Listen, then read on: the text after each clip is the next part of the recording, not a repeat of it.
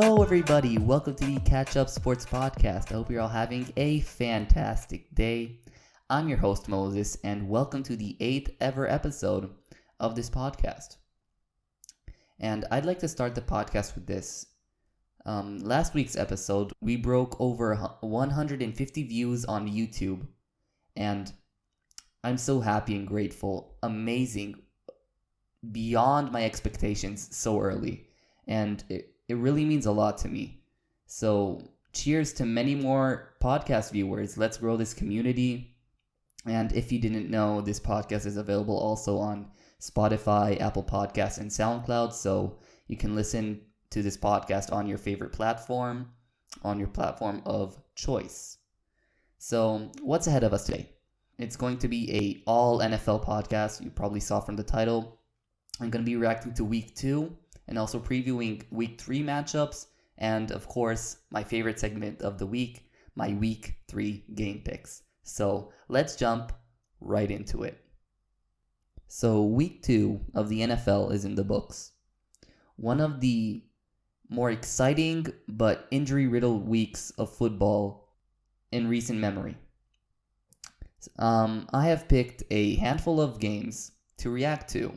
So get your popcorn ready. Let's start with the Sunday Night Football matchup, the game of the season so far, Patriots versus Seahawks. A rematch of Super Bowl 49.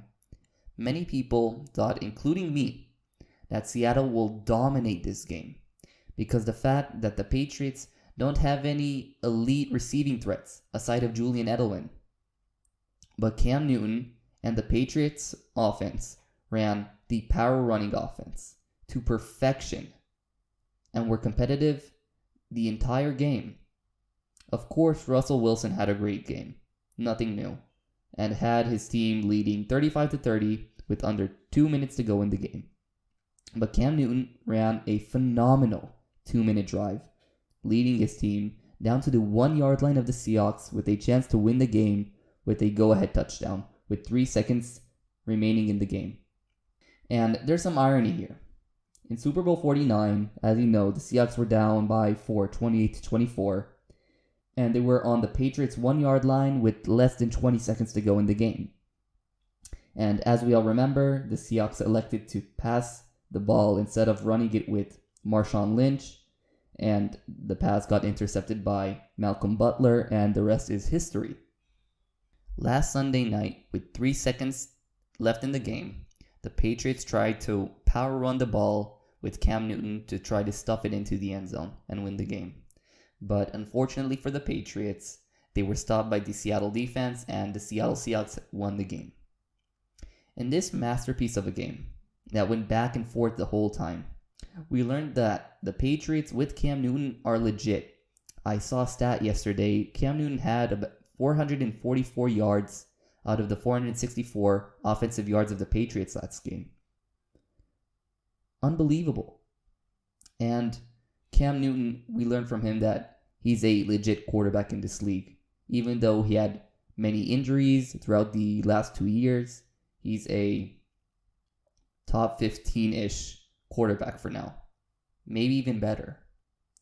And regarding the Seahawks, you can call this a bittersweet revenge. Am I right? Let's move on to the second game. It's Tom Brady's first win in Florida. Panthers versus Bucks. So, after a bad showing in New Orleans, Tom Brady and the Bucks bounced back against a weak Panthers team at home. Brady was okay, throwing for 217 yards, a touchdown, and an interception. And it looks like Tom Brady and star wide receiver Mike Evans are on the same page. Evans had 7 catches for 104 yards and a touchdown. And comparing his performance to last week's performance, it's a step in the right direction. But what most people aren't noticing, and in my opinion is the most important thing about the Buccaneers right now, is running back Leonard Fournette looks great. He sealed the game late with a 46-yard touchdown run. The point is that the Bucs now, with Leonard Fournette, can run the ball effectively And when we look back at Brady's Super Bowl runs and wins, his team, the Patriots, always had the ability to run the ball. So it'll be really interesting to see how this will transpire. Maybe this run game will help Brady get his 7th ring. The third game I'd like to talk about is one of the biggest chokes in recent memory. Cowboys versus Falcons, if you didn't guess.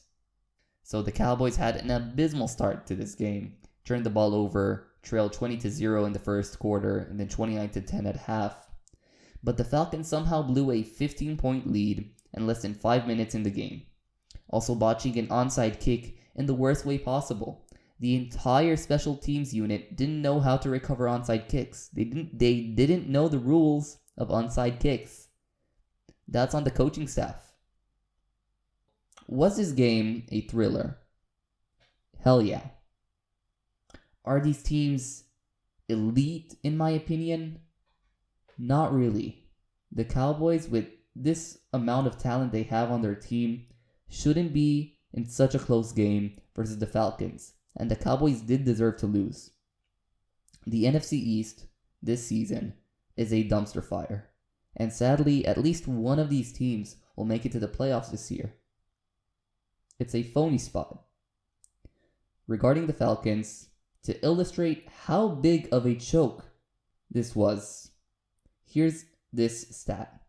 According to ESPN stats, since 1993, 440 teams had scored 39 plus points in a game without turning the ball over, entering week 2.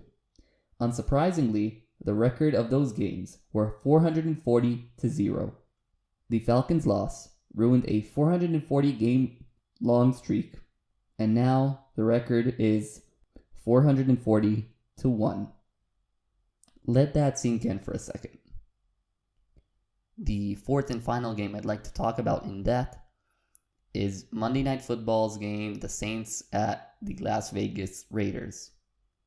And after I watched that game, there's one big question I have.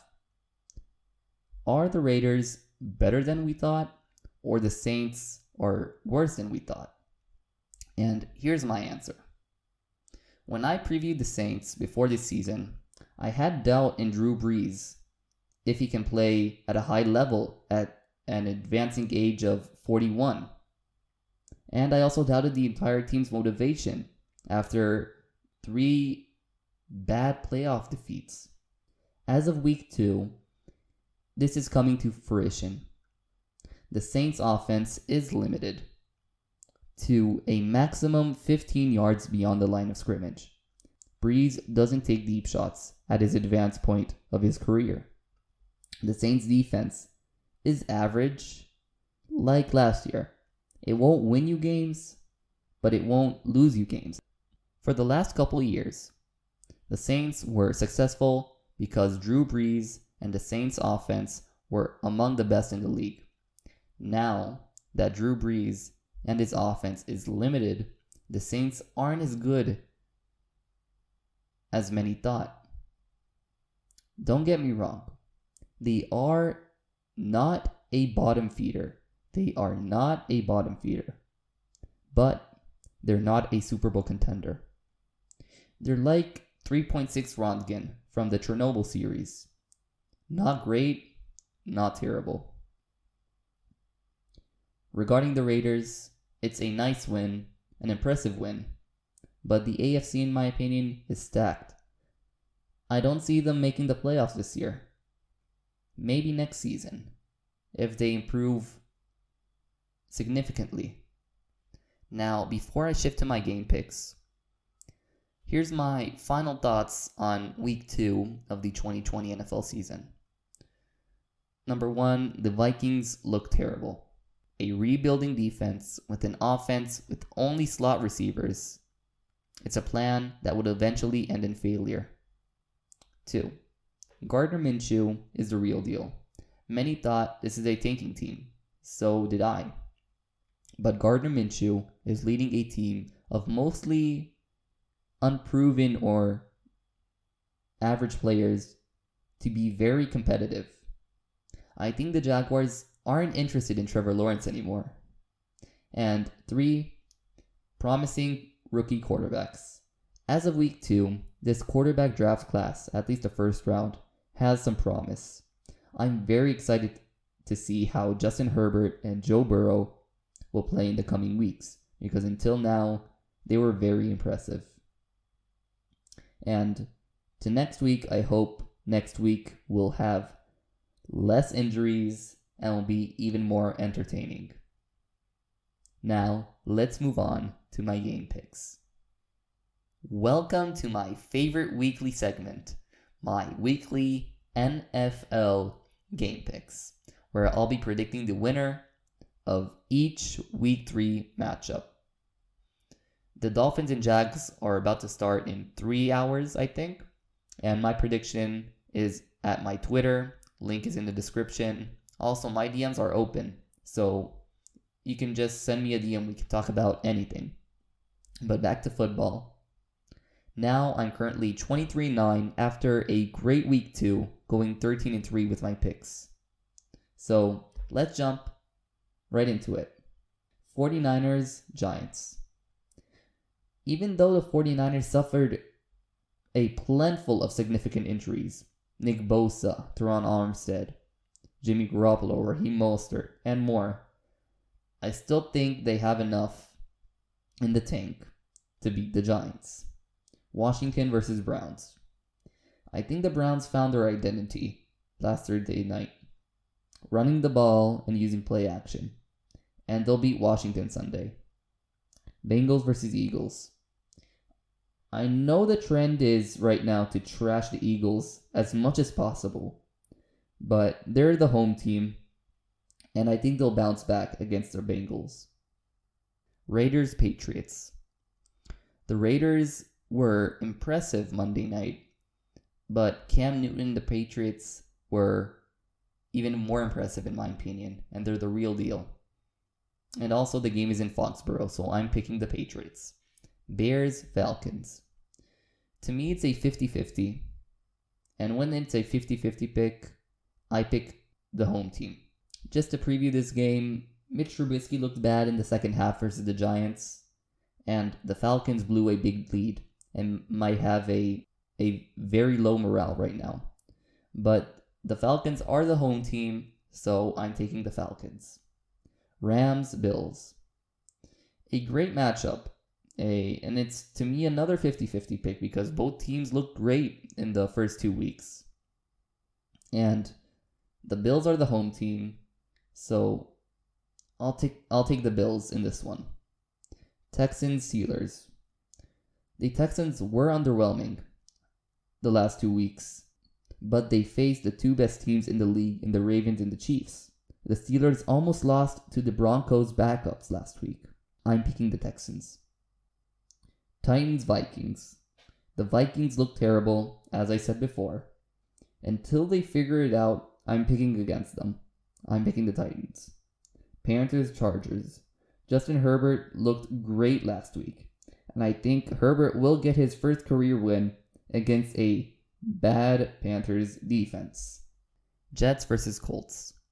The Jets are by far the worst team in the league, so I'm picking the Colts. Cowboys versus Seahawks.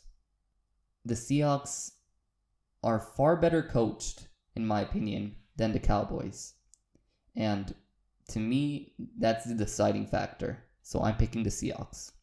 Lions, Cardinals. The Cardinals are better than I thought. Way better than I thought. They'll go to 3-0 over the Lions. Bucks, Broncos. The Broncos lost their starting quarterback, their best receiver last week. So to me, it's an easy pick. I'm picking the Tampa Bay Buccaneers. Now, before I talk about the primetime games, I just gotta say that we have great primetime games this week. True classics. And I'll start with Sunday Night Football. Packers at Saints. Breeze versus Rodgers. A classic. Michael Thomas is probably not playing. He missed practice all week. The Saints offense looked flat on Monday, and Aaron Rodgers looks the best he's been in years.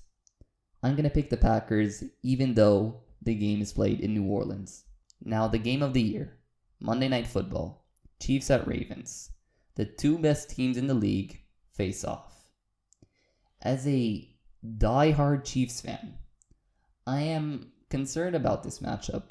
Lamar looks great. The Ravens defense looks great. They're just a great team all around. But as a Chiefs fan, I just can't bring myself to pick against my favorite team.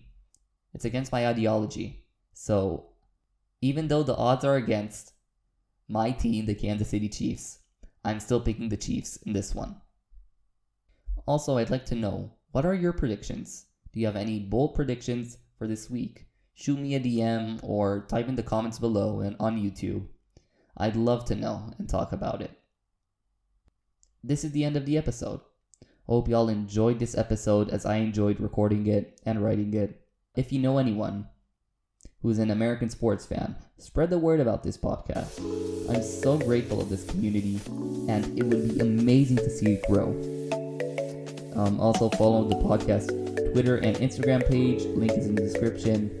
Again, my DMs are open so we can talk about anything you want. And yeah, I'll see you guys next time.